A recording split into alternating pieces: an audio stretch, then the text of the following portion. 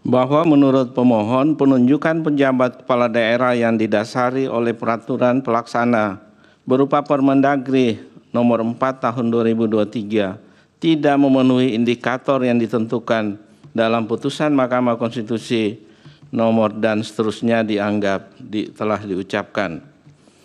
Pemohon mengajukan bukti P4, bukti P37, bukti P38 dan bukti P310 serta ahli Johermansa Johan.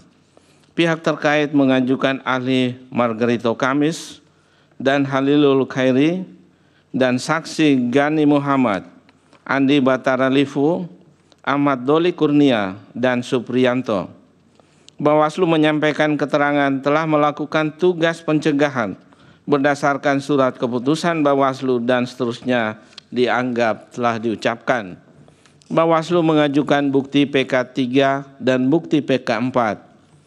Bahwa setelah Mahkamah memeriksa secara saksama dalil pemohon, jawaban termohon, keterangan pihak terkait, bukti-bukti surat atau tulisan yang diajukan pemohon dan pihak terkait, serta saksi dan ahli yang diajukan oleh pemohon dan pihak terkait, keterangan Bawaslu, serta bukti-bukti yang diajukan, dan fakta yang terungkap dalam persidangan, Mahkamah mempertimbangkan sebagai berikut. 1. Bahwa pembentuk undang-undang telah menyusun desain penyelenggaraan transisi pemilihan umum kepala daerah atau pemilu kada yang terdiri dari 4 gelombang, yaitu pelaksanaan pemilu kada serentak tahun 2015, tahun 2017, tahun 2018, tahun 2020, dan tahun 2024. Adapun tujuan penyelenggaraan transisi ini adalah menuju penyelenggaraan pemilu kada serentak secara nasional setiap 5 tahun yang akan dimulai pada tahun 2024. Pembentuk undang-undang memilih untuk melaksanakan pemilu serentak dalam 2 tahap, yaitu pertama, pemilihan umum serentak untuk memilih anggota DPR dan DPD, presiden dan wakil presiden, dan anggota DPRD. Kedua, beberapa waktu setelahnya dilaksanakan pemilu kada serentak secara nasional. Sebagai implikasi dari dipilihnya pemilu serentak dalam 2 tahap oleh pembentuk undang-undang tersebut adalah penundaan pelaksanaan pemilu kada yang seharusnya dilaksanakan pada tahun 2022 dan tahun 2023 hingga akan dilakukan secara serentak pada tahun 2024. Penundaan pelaksanaan pemilu kada tersebut berimplikasi pada kosongnya jabatan kepala daerah yang masa jabatannya berakhir pada tahun 2022 dan tahun 2023. Oleh karena itu, jabatan kepala daerah yang masa jabatannya telah berakhir pada tahun 2022 dan tahun 2023 tersebut harus diisi oleh pejabat, yaitu orang yang secara sementara waktu menduduki jabatan gubernur, bupati, wali kota, agar tidak terjadi kekosongan jabatan kepala daerah yang akan berdampak pada ketidakberlangsungan penyelenggaraan pemerintahan di daerah. Vide putusan Mahkamah Konstitusi nomor 15 2022 yang diucapkan dalam sidang pleno terbuka untuk umum pada tanggal 20 April 2022. 2. Bahwa dalam putusan Mahkamah Konstitusi nomor 67 2021, Mahkamah menegaskan proses pengisian kekosongan jabatan kepala daerah harus berada pada ruang pemaknaan secara demokratis sebagaimana diatur dalam pasal 18 ayat 4 UUD 1945. Oleh karenanya perlu menjadi pertimbangan dan perhatian bagi pemerintah untuk menerbitkan peraturan pelaksana sebagai tindak lanjut pasal 201 Undang-Undang 10 tahun 2016 tentang perubahan kedua atas Undang-Undang nomor 1 tahun 2015 tentang penetapan peraturan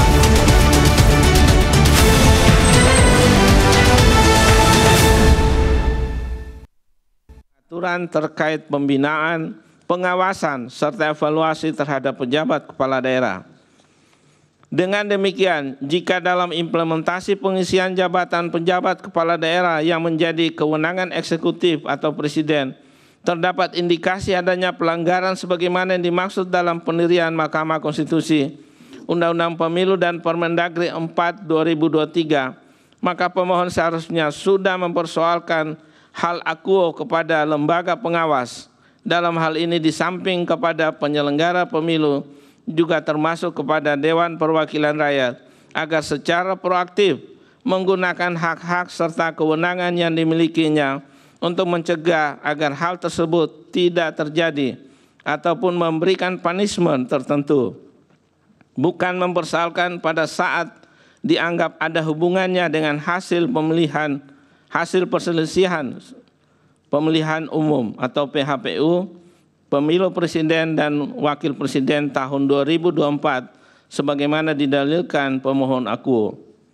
Selain itu, terhadap hal dalil pemohon akuo, Mahkamah tidak menemukan fakta hukum adanya keberatan pejabat kepala daerah yang diangkat berpotensi akan memobilisasi pemilih sehingga akan memengaruhi perolehan suara pasangan calon presiden dan wakil presiden nomor urut 2. Terlebih lagi, proses penunjukan pejabat kepala daerah sudah sesuai dengan ketentuan peraturan perundang-undangan yang berlaku, sebagaimana fakta hukum dalam persidangan yang dijelaskan oleh saksi dari Kementerian Dalam Negeri dan DPR.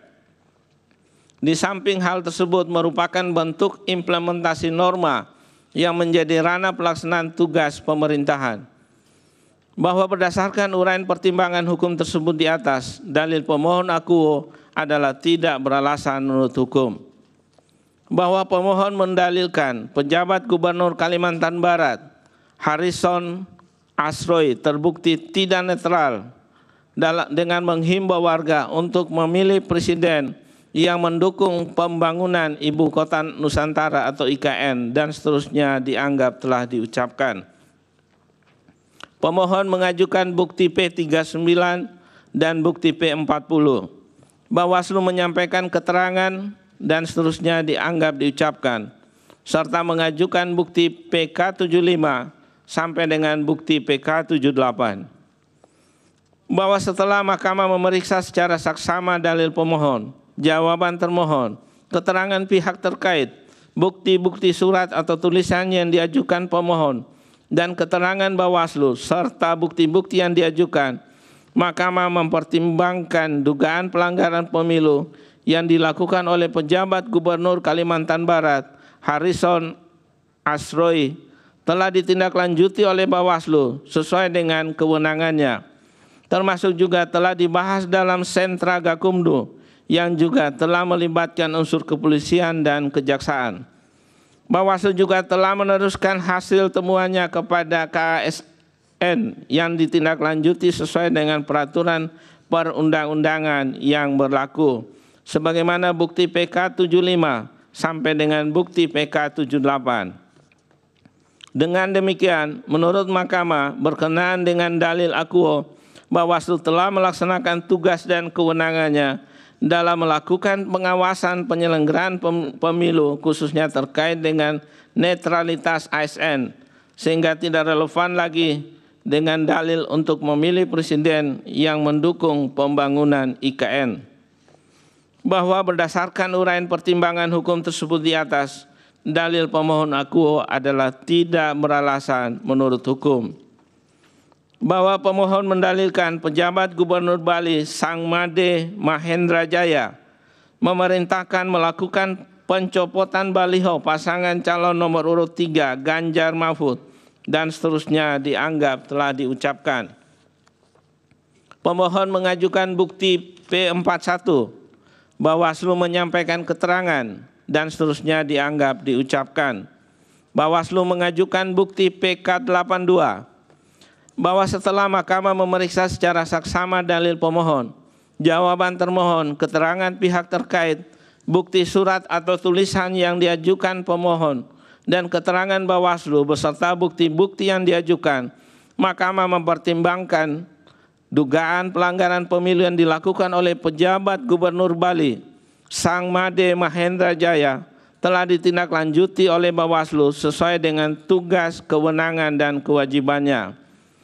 Adapun menurut Mahkamah, tindakan penurunan baliho maupun bendera partai politik selama kunjungan Presiden lebih bersifat insidentil untuk mengantisipasi kehadirannya, bukan menjadi bagian dari representasi salah satu partai politik, dan bukan pula menunjukkan keberpihakan Presiden kepada salah satu partai politik maupun peserta pemilu.